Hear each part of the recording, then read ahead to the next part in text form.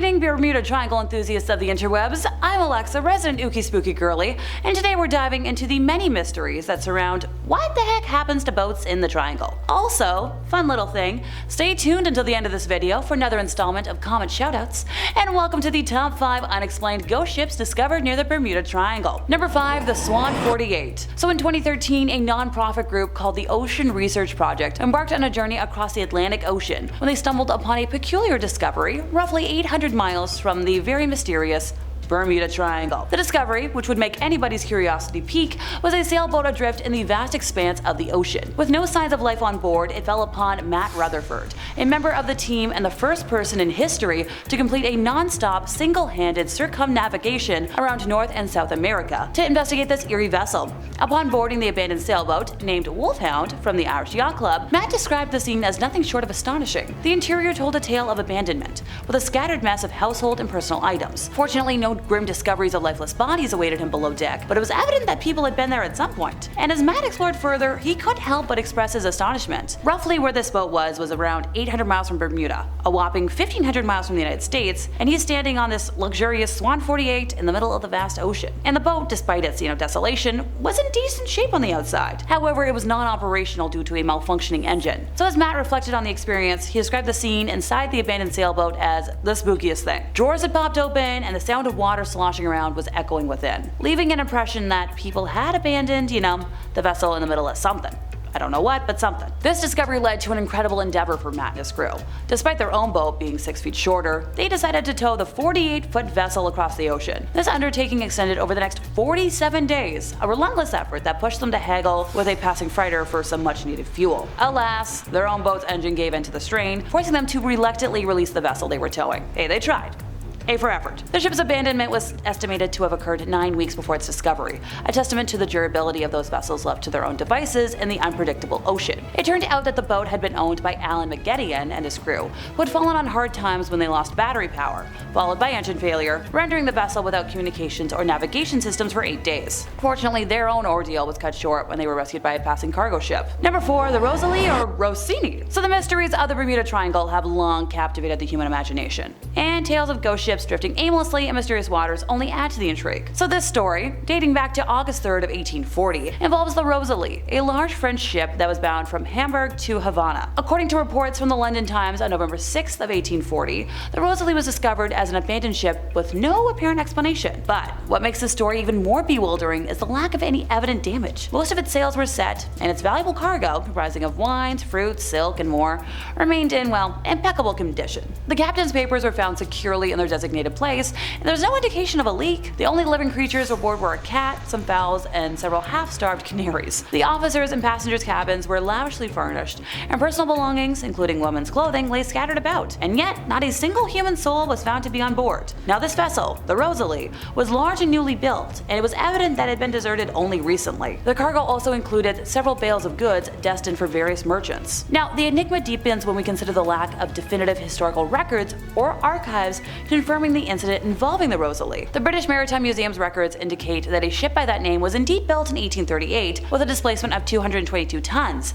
However, these records alone do not prove that the ship experienced any accidents, let alone, here. Additionally, there's a lingering possibility of confusion between the Rosalie and another ship, the Rossini, which was reported to have struck ground near the Bahamas in 1840 and was subsequently found abandoned. Mysteries often beckon the curious, and the Rosalie is no exception. Whether it vanished without a trace or was discovered derelict remains a subject of debate among enthusiasts of the Bermuda Triangle's enigmas. So let me know in the comments what you think of this entire mess. Number 3, a mystery. Alrighty folks, this story from 1881 involves the Ellen Austin ship, a vessel measuring a substantial 210 feet in length, sailing from London to New York. And it was during this voyage that the ship's captain, Captain Bake, and his crew found themselves in the midst of an unexplained and eerie encounter. While traversing the notorious Bermuda Triangle, the captain and his crew spotted a small, unidentified ship sailing alongside them. Intrigued and perhaps, concerned, the captain attempted to make contact with the mysterious vessel for 2 days, but their efforts yielded no response. Fueled by curiosity, and and perhaps the desire to assist or loot, the captain and his crew boarded the abandoned ship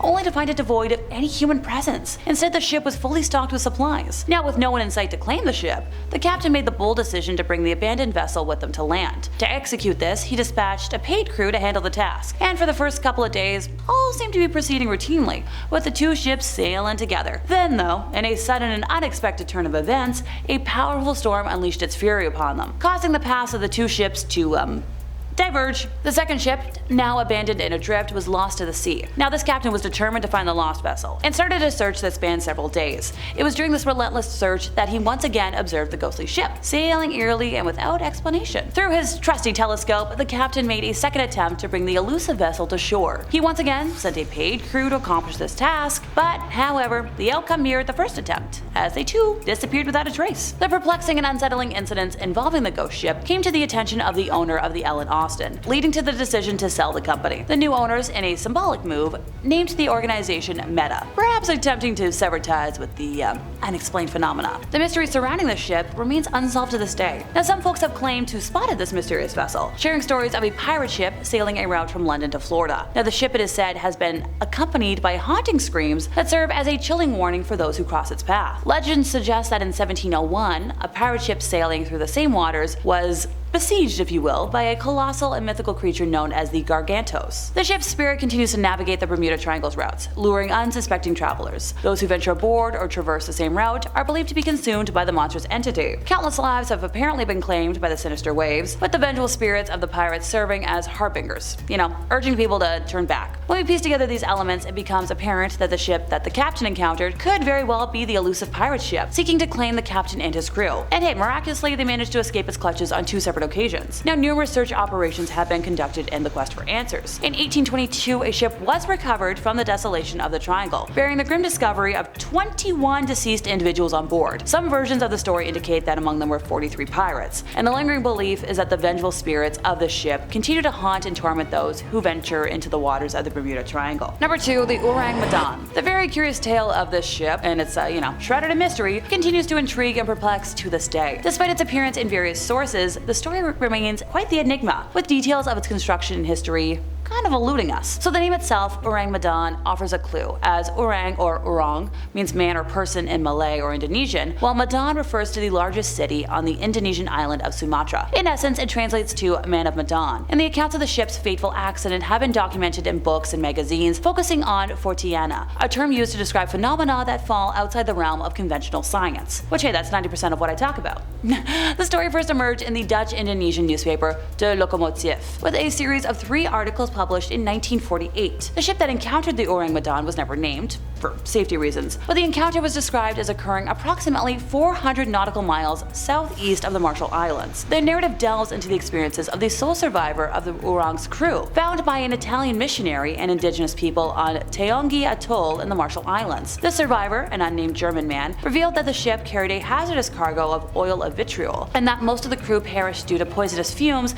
escaping from damaged containers. According to the story, the Ourang Medan was on a clandestine journey, sailing from an undisclosed small Chinese port to Costa Rica. The Dutch newspaper includes a disclaimer, acknowledging that the tale's fantastical nature while also highlighting assurance of its authenticity. However, new evidence uncovered by the Skittish Library reveals 1940 newspaper reports of the incident, originating from the Associated Press and published in the British newspapers such as the Daily Mirror and the Yorkshire Evening Post. These reports introduced variations in the story, citing the Solomon Islands as the location and differing in the content of the distress messages. Nevertheless, the story's origin still traces back to Silvio Shirley in Trieste. As for the circumstances surrounding the ship's grim fate, it is believed to have occurred in June of 1947. Distress messages transmitted in Morse code were received by 2 American vessels, the City of Baltimore and the Silver Star, passing through the Straits of Malacca. The message detailed a grim scenario. SOS from Ourang Medan we float.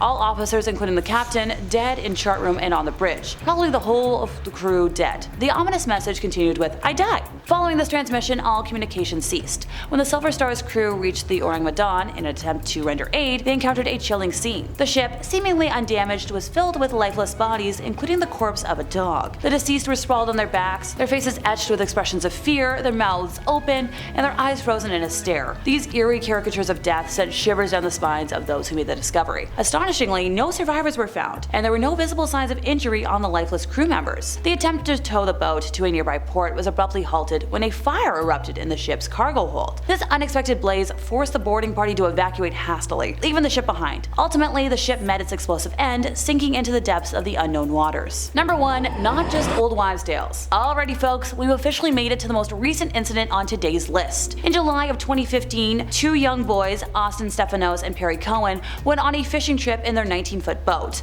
The duo were avid fishers and would go fishing in an area not far offshore and would usually routinely check in with their parents, like every couple of hours. Good boys. Now, Stephanos' grandfather told reporters that his grandson had operated the boat about 20 times and that family members were comfortable with him operating said boat. About a week prior to the boys' disappearance, Stephanos had been stopped by a Marine patrol officer for a routine check, and all safety equipment mandated by Florida law was aboard the boat. The night prior to their disappearance, Cohen and Stephanos spent the night together at Stephanos' home before planning to go fishing the next morning. Although Cohen had told a friend that they were planning to head to the Bahamas, they were last seen at a local yacht club in Marina where they spent about $100 on gas. Makes sense. And Stephanos texted his parents around 11:25 that morning, and they left the marina sometime before noon. Shortly after they left though, a line of thunderstorms were documented moving towards the area, and the National Weather Service issued a special marine warning that warned of heavy rains and winds potentially in excess of 40 miles per hour. It is believed that the two boys were overtaken by the storm, as Stephanos' cell phone was disconnected from the internet around 1:15 p.m. Despite the 15,000 square nautical mile wide search by the Coast Guard, the pair's boat was found a year later off the coast of Bermuda, and the boys were never seen again. Alrighty folks, it's the moment we've all been waiting for, comment time. Starting off with this gem from Top 5 Scary Witch Spell Books You Should Never Read, user LayJensen11 said, "Why are most of these in French? I'm not a French stock, I'm Scottish, but it's scarier in French. As someone with French as my second language, and who grew up around a lot of French Quebecois folks, I absolutely agree that French folks can be scary." From that same video, Cassiel Christ 5920 said, "I've got some shopping to do, and I honestly wish you luck with that. Yeah, good luck." Finally, Paulo Henrique-KX1RO said, "Your videos always warm the heart and mind." And to that I say thank you. If y'all enjoyed today's ramblings, could you help us out by giving this video a like, subscribing if you aren't already, hit the bell for more unexplainable content from us here at Top 5 Scary Videos, and I'll see y'all next time, you lovely spooky people.